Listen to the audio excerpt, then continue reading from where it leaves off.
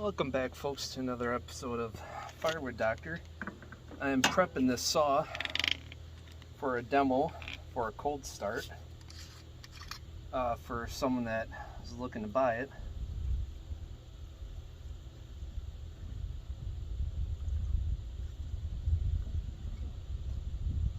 I can fill it up full tank. As that fuel tank does not leak on the G288, but in these older style saws, the oil for the bar chain will. It's the nature of the design. Even the old Steels and Husqvarnas would leak out all the chain oil. So I'm only going to put enough in for a test run so it won't leak out in the guy's vehicle.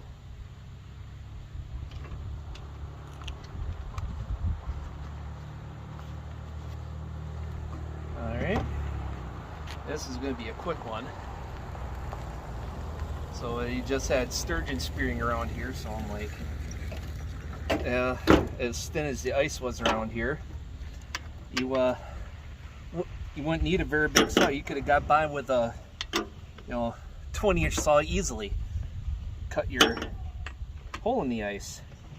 Now the one issue with the G288 is that for ease of use, the chain adjuster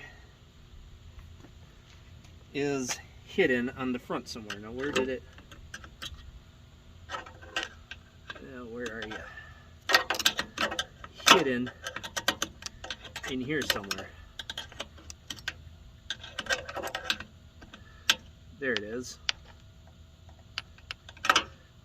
It's hidden right in here, which is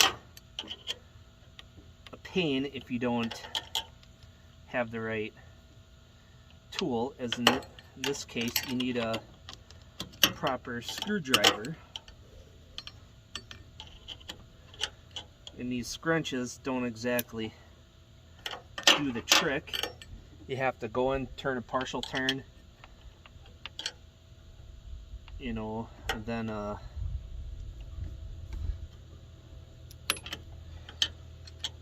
do the partial turn, rotate your scrunch 180 degrees, do another. That's a little too tight, so I have to loosen that up just a wee bit. Okay, it's tight now. And I'm only selling this saw to help rebuild the business after the losing the logs, because it wasn't worth the legal fight. So hope the guy that gave me this saw understands, because I already let him know I was gonna selling it and help with a legal fight, which I decided to not pursue because of all the costs involved. By the time it would add up the cost of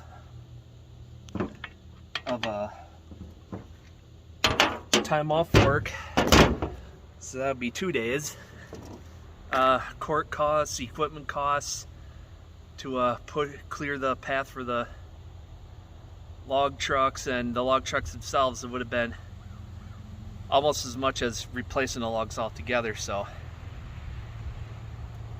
yep, that's the guy. So we're gonna do a cold start next after I go over the saw with him. I'll do the cold start part of the video. Okay. Alright, so this one just has a simple slide switch here. Yep. Off, run, full choke, decompression valve on the side. Sometimes these saws, when brand new from the Pharmatech factory, they have so little compression that the decompression valve is useless. It will not start. You have zero compression then. So the initial start on some of these saws brand new, no compression valve if it seems to be leaking air out of them. So I believe I ran the saw dry the last time I ran it. So we'll see how many pulls it takes here.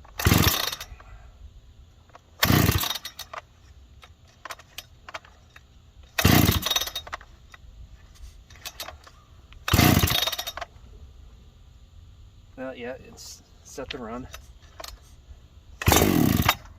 Now she popped. Now, partial in.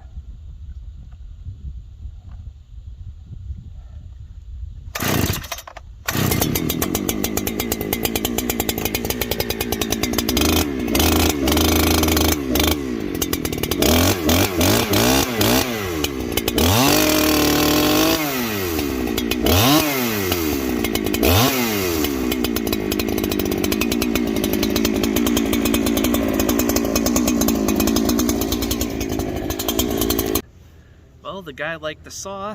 He bought it, and he liked how it restarted. He appreciated it being honest by having it cold. He could see that was a cold start. So the reason I'm getting rid of that one is to help pay for a load of logs, get my firewood business going again as quickly as possible. So the guy understood that. The guy that gave me that saw, I hated to do it, but because he gave it to me, but as a way to get money, I told him that I was going to do a legal fight, but it just wasn't worth it. You know, all the headaches it would cost, you know. And then the cost of these load of oak that I'm going to use, load of big wood, mostly oak, that I'm going to use this money for from this sale, will go to a load of logs. And with help from other people giving me advice and stuff on how to get deals on wood, I'm going to use those ideas to get some more logs in. So hopefully this next sale of firewood, I got 2 cords coming out of that for heat and wood. The guy says, yeah, I'll cut him a deal if he wants wood fresh off the splitter. So he's like, okay, between that sale of this saw, advice from others on how to rebuild, I'm going to be all right. So any of you folks are worried about me rebuilding, recovering, I'm going to be okay. And for the cost of, if I were to fight it, counting, like I said, you know, court costs, time off work, equipment rental to do the job, if I were to haul the logs up myself or hire the log truck, filing costs and all that, I could buy a load of logs for $1,000. It's going to be bigger wood, 16 to 25 inch stuff. I got the saw to handle it. The 572 XP will handle it just fine. The Wolf Ridge with the log lift will handle it just fine. The 4-way wedge on the bigger stuff, not so much, because it's lacking in height. But I split it in half. What I could do is split the wood in half and quarter it. Say like I have the whole load quartered up, then I come back through the load and run the 4-way wedge to be as efficient as possible. Just let the big chunks fall off the end, reposition the splitter and split. That's what I might do. But anyway, I'm gonna be okay. The Wolf Ridge 28C is it's a really good splitter. Can't wait to run that. That's what the sale of this saw is gonna help buy. But yeah, I'm gonna be all right. So till next time, folks, take care and get out there, do something, have fun doing it.